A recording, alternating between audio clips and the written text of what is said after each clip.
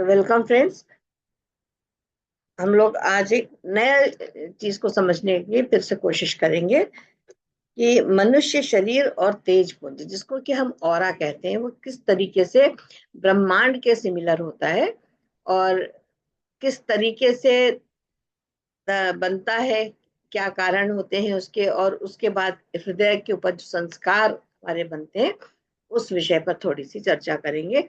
और ये मेरा अपना नहीं है, ये मैं डॉक्टर चतुर्भुज सहाय की एक किताब है, उसी से पढ़ रही हूँ और इसको समझेंगे आज। तो मनुष्य शरीर और तेज पुंज। जब ब्रह्मांडीय मन ने सृष्टि की रचना कर ली, तब उसी नमूने पर एक पिंड तैयार किया गया और उसके अंदर बिंब प्रतिबिंब से छोटी शक्ल में ब्रह्मांड की संपूर्ण वस्तुओं को, संपूर्ण शक्तियों को इकट्ठा किया गया और इसका नाम मनुष्य शरीर रखा गया। यानी कि जब हमने अपने मन से एक ब्रह्मांड की रचना कर ली, तो जितनी शक्तियां, जो कुछ भी ब्रह्मांड में था, उन सारी चीजों को, जो जो हम सोच सकते हैं, वो सारी संपूर्ण शक्तियां, वस्तुएं, जो कुछ भी है, वो एक छोटे पिंड में उसको एकत्रित किया गया और उसको हम कहते हैं मनुष्य का शरीर। इसीलिए कहते हैं जस अंडम तस पिंडम। दोनों को हमेशा ये अंड पिंड की जो बात आती है, वो इसी कारण वश आती है। ये शरीर यद्यपि देखने में लंबा दिखाई देता है, परंतु इसकी असली बनावट गोल अंडाकार है। हम लोगों को लगता है कि जैसे हम लंबाई में खड़े हुए हैं तो हम लोग लंबे हैं, हमारा शरीर कैसा है, ये लंबा है। लेकिन इसके असली जो रचना है, जो इसको हम अगर हम जब ऑरा करते हैं, आपने देखा है कि आप लोगों का ऑरा मैंने कई बार करा था, तो उसके जो कैसी शक्ल बनती है, वो गोल या अंडाकार बनती है, ओवल शेप में मोस्टली वो आती है। और जो तेज पुंज का बना हुआ होता है, जो भी वो हमारा शरीर होता है, जो जिसको हम देखते हैं, जो गोलाकार या अंडाकार होता है, वो शरीर जो होता है हमारा, वो उसको हम ऑरा कह सकते हैं या तेज पुंज का बना हुआ होता है। ये स्थूल और तेज पुंज दोनों मिलके उसी लंबी गोल शक्ल को बनाते हैं, जैसा कि इस ब्रह्मांड का नक्शा है। तो ये कैसा बन जाता है जब हम इसको, स्थूल शरीर को और ऑरा को, दोनों चीजों को जब हम एक साथ मिलाते हैं, तो वो हमें कैसा दिखाई पड़ता है कि जैसा हमारा ब्रह्मांड होता है, बिल्कुल उसी प्रकार का वो हमको शरीर भी दिखाई पड़ने लगता है। ये तेज पुंज स्थूल नेत्रों से देखने में नहीं आता है। जो लोग अभ्यास और साधन की सहायता से अपने सूक्ष्म नेत्रों को खोल लेते हैं, उनको साफ नजर आता है। तो ये हम लोगों को हमेशा ये लगता है कि आपको दिखता है, मुझे नहीं दिखता, ये एक प्रश्न हमेशा हमारे मन में होता है। और इसीलिए हम इस विषय पे, हमारे अंदर डाउट्स पैदा हो जाते हैं। वो डाउट क्या होता है कि आप कह रहे हो तो इसमें कोई सत्यता है कि नहीं है। तो वो सत्यता कैसे प्रमाणित हो, उसके लिए ये होता है कि अगर हम अभ्यास करते हैं, तो हम अपने इन सूक्ष्म नेत्रों के अलावा नहीं देख सकते। ये जो हमारी आईज होती है, फिजिकल आईज जो होती है, इनके द्वारा हम चीजों को नहीं देख सकते। इसीलिए जो थर्ड आई ओपन करने की बात होती है कि आपका जो अंदर का नेत्र है वो खुले। और वो कैसे खुलता है, वो साधन के द्वारा खुलता है। तो अगर हम उसको अभ्यास करेंगे निरंतर, तो वो हमको साफ साफ नजर आने लगेगा। प्रत्येक व्यक्ति का तेजपुंज एक जैसा नहीं होता है, उनके रंग और रूप में अंतर होता है। अब ये, और इसमें एक चीज और भी होती है जो कि हमने बहुत बार, जैसे हम ऑरा करते रहते हैं, तो उसमें थॉट्स में के हिसाब से, जैसे जैसे आपके थॉट्स, आपके mind state of mind change होता है, वैसे वैसे आपका ऑरा भी चेंज होने लगता है। तो हर घर में ही कहें कि हम अपने बच्चों का या हमारा ऑरा एक सा हो, या किसी दो व्यक्तियों का एक सा हो, तो वो नहीं हो सकता। ये सारी चीजें उसके थॉट्स के ऊपर, जो विचार चलते हैं, उस पर निर्भर करता है। दुष्कर्मी और बुरे विचार वाले मनुष्य अपने तेज पुंज को स्याह बना लेते हैं और स्याह बादलों से घिरे हुए नजर आते हैं। कैसे नजर आते हैं? जिनका, जो लोग अच्छे कर्म नहीं कर रहे हैं, यानी जिनके विचार अच्छे नहीं, कर्म को हम किसी प्रकार से ये नहीं समझ सकते कि विचार, कर्म क्या है। कर्म हमारे विचार होते हैं, जिन विचारों के अंदर हम रहते हैं, जिन विचारों को हम उत्पन्न करते हैं, उसी के हिसाब से हमारा ऑरा बनता है। तो जिन लोगों का जिनके विचार अच्छे नहीं है, जो लोग दूसरों को परेशान करने में या कोई भी किसी तरह के बुरे कर्म करते हैं जिसमें दूसरे का अहित हो रहा। देखिए, कर्म में हमेशा एक ये भी चीज ध्यान रखना चाहिए कि दूसरे का यदि बुरा हो रहा है, अपने लिए हम कुछ कर रहे हैं, व्यसन है हमारे, तो वो एक अलग कर्म हो गया, वो हम अपने शरीर को, अपने आप को प्रताड़ित कर रहे हैं। लेकिन जब हम दूसरों को परेशान करते हैं, वो कर्म हमारे बुरे कर्मों में आते हैं। तो ऐसे लोगों का जो तेज पुंज यानी जो ऑरा होता है वो हमेशा डार्क स्याह कलर का होता है। स्याह कैसा होगा?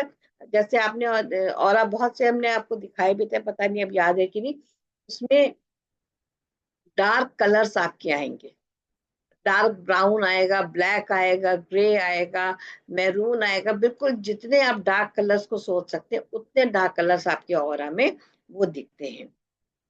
सत्कर्मियों का श्वेत होता है ऑरा। अब ये देखिए, इसमें इसमें भी बाइफरकेट उन्होंने करा है कि कैसा जो अच्छे कर्म करने वाले लोग हैं उनका ऑरा सफेद होगा, यानी कंप्लीटली सफेद नहीं होगा, लेकिन उसमें व्हाइट का आपको मैक्सिमम आपको लाइट कलर्स मिलेंगे, और एकदम प्योर व्हाइट नहीं होगा, वो तो संतों का आएगा। लेकिन जो अच्छे कर्म करते हैं उनका ऑरा हल्का होने लगता है। योगियों का सिद्धों का सुनहरा होता है। जो योगी हैं, जो सिद्ध हैं, उनका ऑरा अगर आप देखेंगे तो गोल्डन ऑरा होता है। ये मैंने अपने प्रत्यक्ष आंखों से देखा है। और शक्ति उपासकों का लाल, और संतों व महान पुरुषों का अत्यंत निर्मल ज्योतिर्मय दिखाई देता है।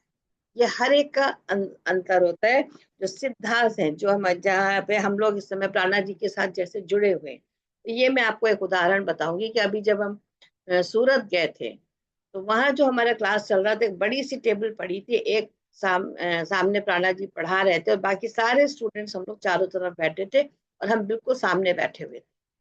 मुझे नहीं मालूम कि उस दिन उन्होंने क्या सोचा क्या नहीं सोचा, पर उनका गोल्डन ऑरा ऐसा चमक रहा था कि जिसको कि हम आंख हमारी बिल्कुल झिलमिलाने लगी, हम देख नहीं पा रहे थे। 2-3 बार मुझे दिखा। मैंने बाकी अपने सब जितने में हमारे बैचमेट्स थे उनकी तरफ देखा, सब आराम से बैठे हुए, और हमारी आंखें बिल्कुल चिपकती जा रही थी। तो मुझे समझ नहीं आया। जैसे ही बीच में ब्रेक हुआ, मैं उठ के गई और मैंने जाके उनसे कहा, मैं कहा ऐसा आपका गोल्डन ऑरा आज दिख रहा था कि मैंने कभी नहीं जिंदगी में ऐसा देखा था कि इतना क्लियर अपनी इन आंखों से मुझे दिख रहा था। तो हंसे।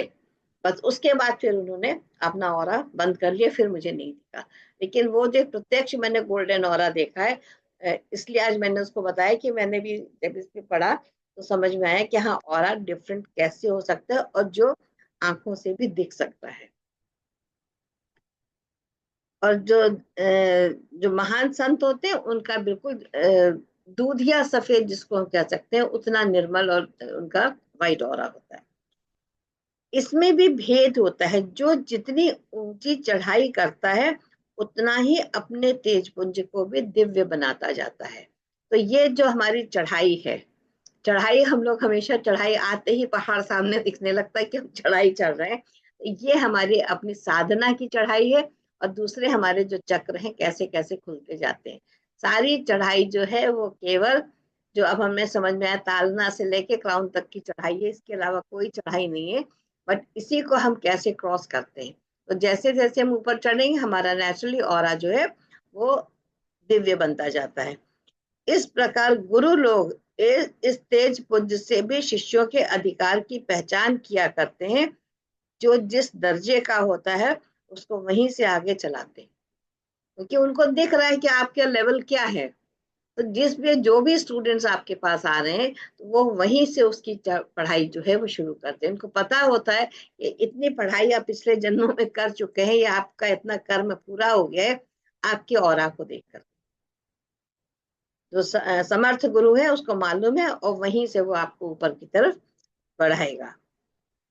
जिस प्रकार तेज पुंज से अधिकार और अनाधिकार को जाना जाता है, उसी तरह हृदय के आवरण से भी इसकी जांच की जाती है। तो जैसे आपके ऑरा से वो जज करते हैं, वैसे आपके हृदय के ऊपर कितने आवरण पड़े हुए हैं, उससे भी समर्थ गुरु जो है वो आपको पहचान लेता है।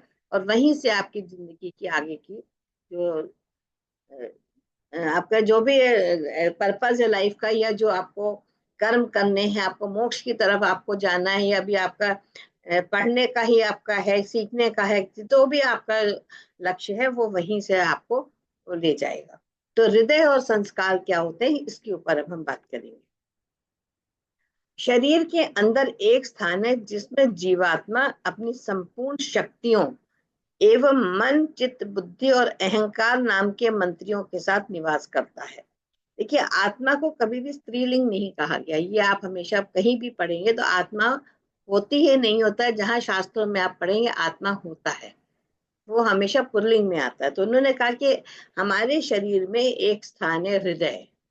हम जो फिजिकल हार्ट कहते हैं ये नहीं, जो हमारा स्पिरिचुअल हार्ट होता है उसकी बात होती है। ये हम लोगों को अभी उसका स्थान नहीं पता है, और कैसा होता है, कैसे उसको लोकेट करें, ये अभी हमको नहीं पता है। लेकिन ये जो बात हो रही है ये स्पिरिचुअल हार्ट की बात हो रही है। तो कह रहे हैं कि यहाँ पर आत्मा जब रहता है तो किसके साथ रहता है, मन, चित्त, बुद्धि और अहंकार, ये उसके सारे मंत्री हैं जो उसको सलाह देते हैं। सलाहकार देखिए कितने बढ़िया उन्होंने चुने हैं। अहंकार को लिया है, मन को लिया है जो बहुत ही चंचल है, बुद्धि जो हमें हमेशा चलाती रहती है, चित्त हमारा कभी एक जगह टिकता नहीं है, वो प्रवृत्त होता रहता है, इधर उधर घूमता रहता है। तो ऐसे सलाहकारों के साथ आत्मा हृदय नामक स्थान पर रहती है। शास्त्रीय भाषा में इस स्थान का नाम हृदय है। और मनुष्य जो कुछ अच्छा या बुरा सोचता है, समझता है, जिन विचारों का अपने अंदर उठाता है, जो भाव रखता है और जिन शुभ अशुभ कर्मों को करता है, वो उसके हृदय क्षेत्र में बीज रूप से एक शक्ल बनाते हैं। तो जो हम सोचते हैं, जो हम विचार करते हैं, इसीलिए बार बार जो कहा जाता है अच्छे लोगों की संगत करिए। अच्छे लोगों की संगत का मतलब क्या हो गया कि वहां पर किसी भी प्रकार की बुरी बातें नहीं हो रही, गलत बातें नहीं हो रही है। अब गलत बातें नहीं हो रही तो आप भी उन विचारों से प्रभावित नहीं हो, क्योंकि हमारा सॉरी, अपने आसपास के वातावरण का बहुत ज्यादा हमारे ऊपर प्रभाव पड़ता है। आप देखिए ना, किसी किसी परिवार में हर वक्त कलह मचा रहता है।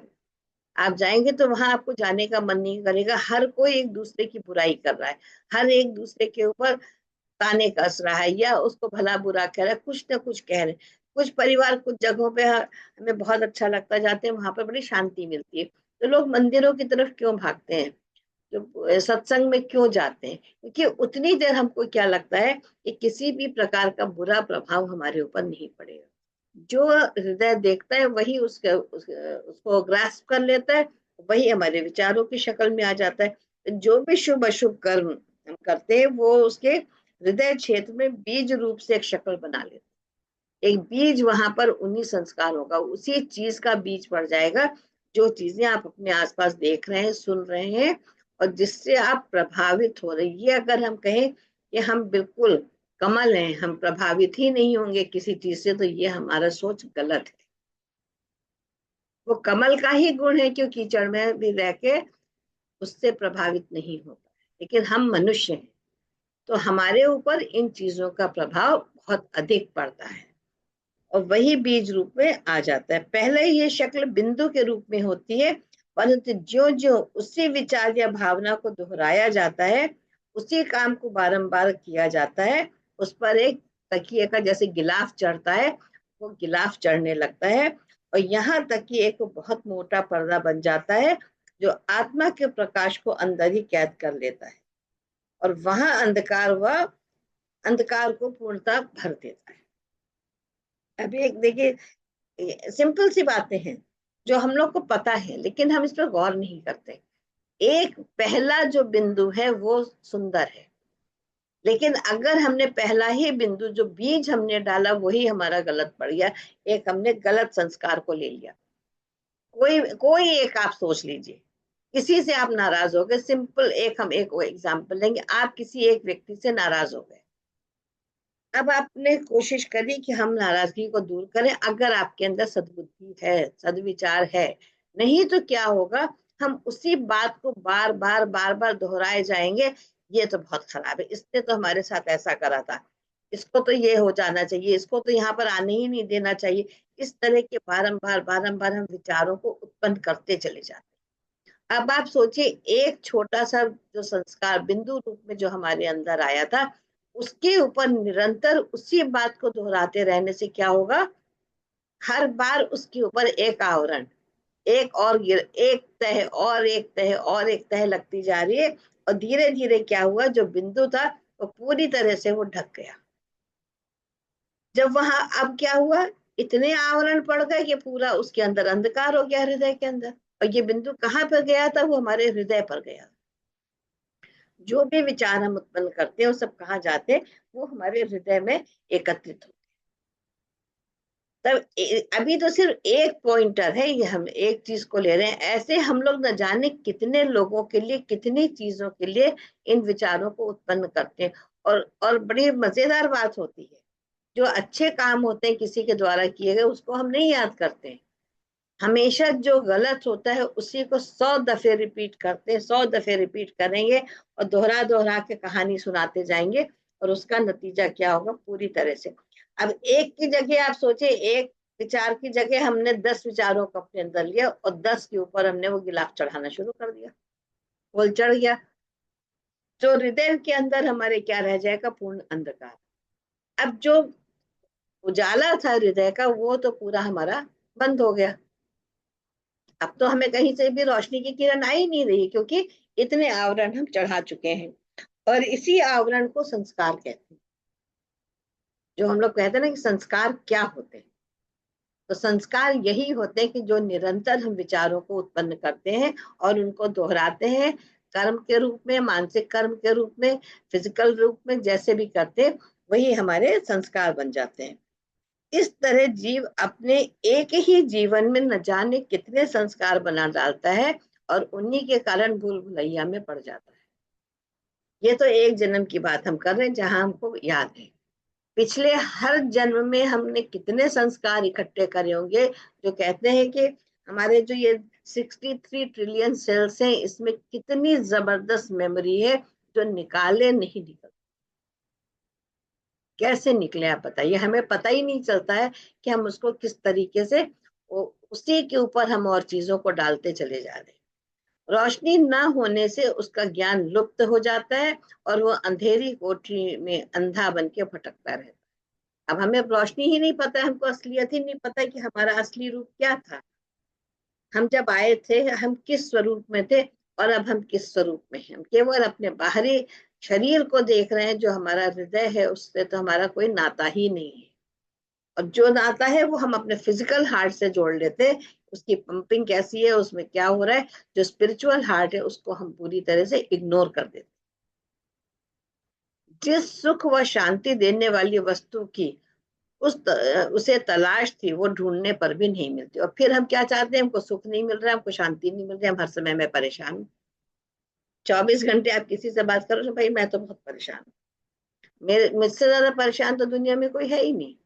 हर व्यक्ति यही एक बात कहता है, वो बहुत प्रेम से बताता है। तो क्यों नहीं होगा, क्योंकि जो सुख और शांति देने वाली वस्तु थी उसको तो हमने पूरी तरह से खो दिया है। उसका हमें ज्ञान भी नहीं है और वो हमें अब ढूंढने पर भी नहीं मिलती है। अपने अंदर ही में मौजूद है, परंतु अंधकार उसे मिलने नहीं देता। इतना अंधकार छा चुका है कि अब अगर हम उसे चाहें भी कि हम ढूंढ लें, तो हमें पता ही नहीं, उसका आता पता नहीं है, तो हम उसे कैसे ढूंढ सकते। इस खोज में कभी कभी दूसरी वस्तुएं हाथ लग जाती हैं और उन्हें देखकर हम प्रसन्न हो लेते हैं। उन्हीं में अपना अभीष्ट आनंद की आशा बांधते हैं और फिर उसी भ्रम में ही हम रह जाते हैं। यानी कि फिर क्या हुआ, जो बाहरी आज चीजें हमको दिख रही है उसमें हम सुख खोजने लगते हैं। चलो आज शॉपिंग कराते हैं, चलो आज हम।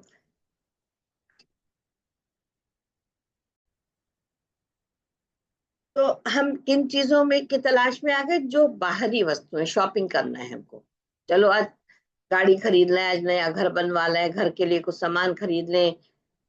तो जितनी भी बाह्य वस्तुएं हैं उसमें हमारा ध्यान भटक गया है और हम सुख को उसमें खोजने लगते हैं। और हमको थोड़ा सा आनंद, थोड़ी देर के लिए प्रसन्नता भी मिल जाती है, और उसके बाद फिर वो खत्म हो जाती है। और फिर हम उस चीज को फेंक करके फिर हम एक नई चीज की तरफ हम लालायित हो जाते हैं कि चलो शायद हमको थोड़ी देर के लिए सुख मिल जाएगा, खुशी मिल जाएगी। फिर उसे फेंक देते हैं, दूसरी तीसरी और चौथी चीजों को पकड़ते हैं और आगे उन्हें भी हटाता जाते हैं, कि इसमें आनंद नहीं। थोड़ी देर का क्षणिक सुख है परंतु आनंद नहीं। ये चक्र उसके दिमाग में हमेशा हर घड़ी घूमता रहता है और उसे परेशान बनाता रहता है। शांति या सुकून उसे स्वप्न में भी नसीब नहीं होता है। इसी उधेड़बुन में उनके स्थूल शरीर का अंतिम समय आ जाता है और अशांति की घटाओं से घिरा हुआ बेबसी की हालत में चल बसता है। आनंद की खोज में, किसी तरह आनंद मिल जाए, अब मिला अब मिला। पहले शादी नहीं हो रही, शादी हो गई तो आनंद थोड़ी देर के लिए मिला, बच्चे हो गए फिर आनंद मिला, फिर बच्चों को पढ़ाई लिखाई में आनंद मिला, धीरे धीरे सारे आनंद जो है वो खोते चले जाते हैं। और यही ढूंढते ढूंढते हमारा अंतकाल आ जाता है, लेकिन हम आनंद को नहीं प्राप्त कर पाते। कितनी बड़ी विडंबना है। मनुष्य शरीर मिलने के बावजूद, सारा कुछ ज्ञान है, सब कुछ मिल रहा है, उसके बाद भी हम आनंद को नहीं प्राप्त कर पा रहे। ये कितनी बड़ी विडंबना जीवन की है।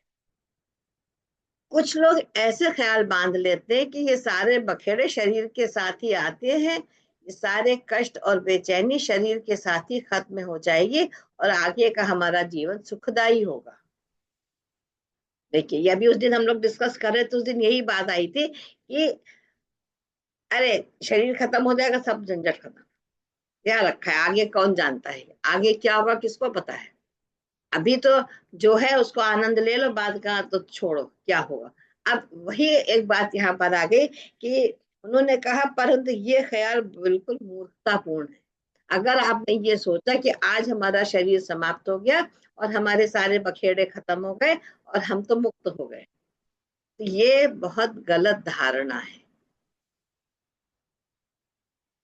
कैदी एक जेल से बदल के दूसरी जेल में भेजा जा रहा है, तलवार उसके गले में लटक रही है, फिर ये कैसे उम्मीद बांधी जाए कि दूसरे स्थान पर पहुंचने के बाद वो आजादी की नींद ले सकेगा और पराधीनता की बेड़ी काट के आनंद पूर्वक विचर सकता है। ये हमारी सोच है केवल, क्योंकि हमें आगे का जीवन, आगे की चीजें दिखती नहीं है। जो समर्थ गुरु है, जो वास्तव में सब कुछ देख सकता है, उसको मालूम है कि आगे क्या होगा।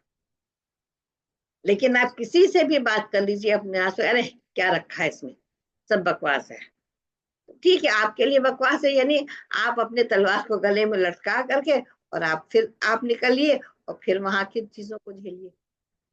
क्योंकि इन्होंने कितने स्पष्ट शब्दों में कहा है कि कैदी एक जेल से निकल के, यानी इस शरीर की जेल से निकल के दूसरी जेल में जा रहा है।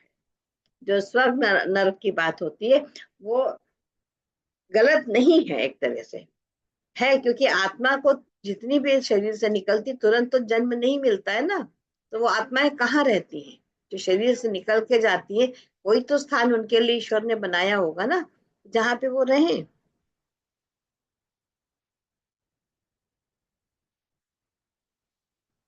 फिर कैसे ये उम्मीद बांधी जाए कि दूसरे स्थान पर पहुंच के वो आजादी की नींद ले सकेगा और पराधीनता की बेड़ी काट के आनंद पूर्वक विचर सकता है।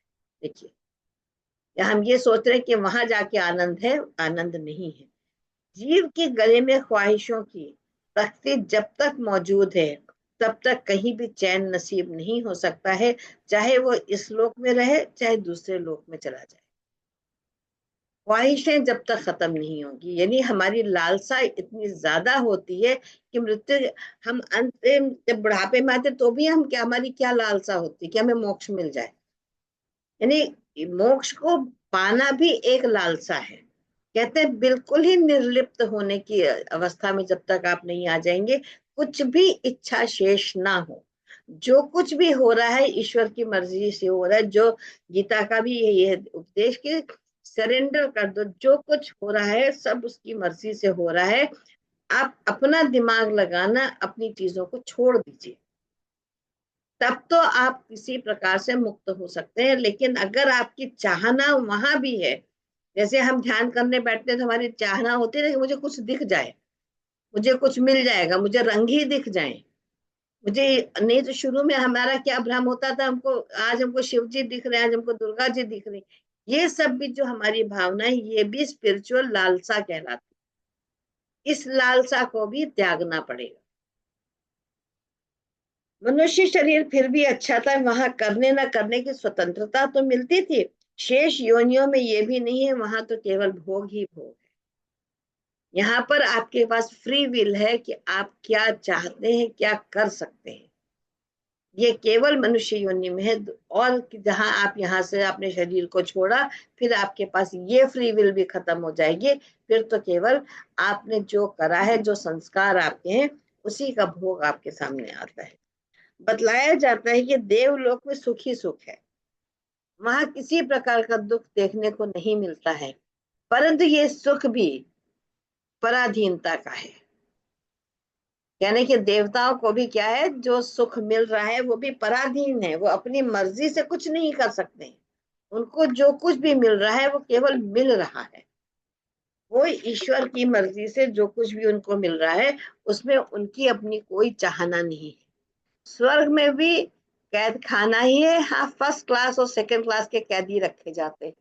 खाली इतना फर्क है कि अगर आपने बहुत अच्छी लालसाएं करी हैं, अच्छे संस्कार आपके पास है, मतलब है, आवरण तो है, तो सिर्फ आपका स्टैंडर्ड फर्क हो गया कि, लेकिन सुख की वहां पर इतना ज्यादा सुख है कि वो भी बर्दाश्त के बाहर होता है, कि इतना सुख भी नहीं झेल सकते। तो देवता भी जो है वो भी पराधीन है।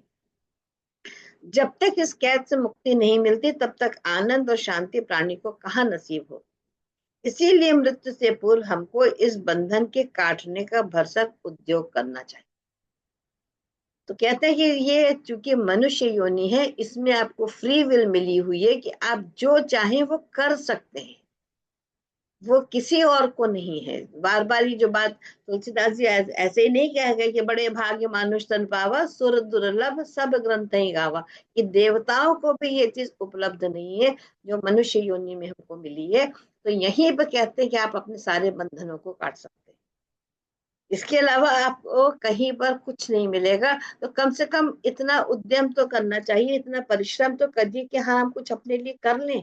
हम लोग जो इस अभी भी मुगालते में रहते हैं ना कि नहीं नहीं अरे कुछ नहीं होता है, हमने बहुत अच्छा सब कर लिया, अब हमें आगे कुछ करने की जरूरत नहीं, हमको तो सब कुछ मालूम है।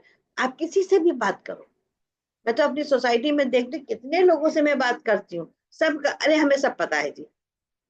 तो मैं यही सोचती हूँ, कभी कभी उनके लिए एक मन में भाव आता है, दया का ही भाव आता है कि ये क्यों नहीं समझ रहे कि जीवन में भी कितने कष्ट है। ये केवल जो हम बाहरी दिखावा कर रहे हैं, इससे नहीं काम चलेगा। आपको अपने बंधनों को काटना है। मैं और मेरे को गुरु दक्षिणा में दान करके हल्के बन जाओ। इच्छाओं का बोझ जो सिर पर लदा है उसे उतार फेंको, तब मुक्ति की चढ़ाई चढ़ सकते हो। जिसने अपने इसी जीवन में बंधन काट लिया, उसी के भाग्य में मोक्ष आता है। और जो यहाँ से बंधा हुआ गया, उसे वहां भी बंधन भी। जो कृष्ण बार बार कह रहे हैं, सरेंडरेंस, सब कुछ सौंप दो। रमन महर्षि ने बार बार क्या कहा, मैं को जानो। मैं को जाना, अपने स्वयं को पहचान लिया तो आपकी इच्छा वैसे ही खत्म हो जाएगी, आपको वैसे ही कुछ नहीं लगेगा। तो सारे बंधन अगर हम यहाँ से काट के मुक्त होकर इस शरीर को त्यागे, तो आगे के लिए हमारे बंधन खत्म। नहीं तो वहां भी किसी न किसी रूप में हम कैदी ही रहेंगे। जो गुरु को समर्पण कर राजी के स्थान पर पहुंच चुका है, उस जिसने अपनी वासनाएं मिटा दी हैं और दृष्टा मात्र जीवन व्यतीत कर रहा है, ऑब्जर्वर बनिए, साक्ष्य। ये तो कहते हैं ना कि आप कर्म ना करके केवल साक्ष्य भाव में आ जाए, ऑब्जर्वर हो जाए। जो कुछ भी कार्य हम अपने द्वारा भी कार्यकलाप हो रहे हैं, उसको दृष्टा भाव से देखिए। दृष्टा भाव क्या हो गया कि उसमें आप संलग्न नहीं है, उसमें आपकी लालसा नहीं है, उसमें आपकी कोई इच्छा निहित नहीं है। कर्म तो करने, कर्म का थ्योरी नहीं हट रही है कि गृहस्थी में बैठ गए हम ऐसे बैठ जाएंगे, तो नहीं होगा। सारे कर्म करते हुए उसमें आप लिप्त ना हो, आपकी कोई भी लालसा ना हो। हम लोग अभी भी जब करते किसके लिए, हम प्रार्थना भी करते तो हमारी उसके अंदर क्या प्रार्थना होती, सोचिए, हमारा परिवार सुखी रहे। पहली प्रार्थना जो हम करते हैं वो हम यही करते हैं, हमारे बच्चे, हमारा परिवार सुखी रहे। यहाँ पर क्या है, सरेंडरेंस नहीं है। इसका मतलब है हमको उस परम पिता पर विश्वास नहीं है कि जो उनको लाया है वो उनकी देखभाल कर लेगा ना। हम कैसे कर सकते? हमको लगता है कि हम कर रहे हैं, लेकिन एक्चुअली हम कर नहीं रहे होते। और जो कुछ भी हम करते हैं वो हम अपने स्वयं के लिए करते हैं, जिसमें हमारा स्वार्थ निहित होता है।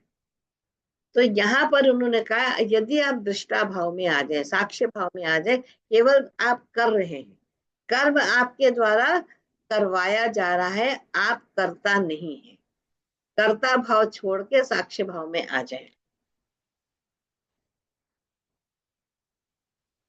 जो शरीर के सारे धर्म निभाता हुआ, सारे व्यवहार करता हुआ, उन सबको गले में नहीं बांधता है, और प्रत्येक काम को करते हुए भी उसमें गहरा नहीं घुसता, बल्कि अलग अलग रह के कुदरत का तमाशा देखा करता है, ऐसे लोगों को मुक्ति मिलती।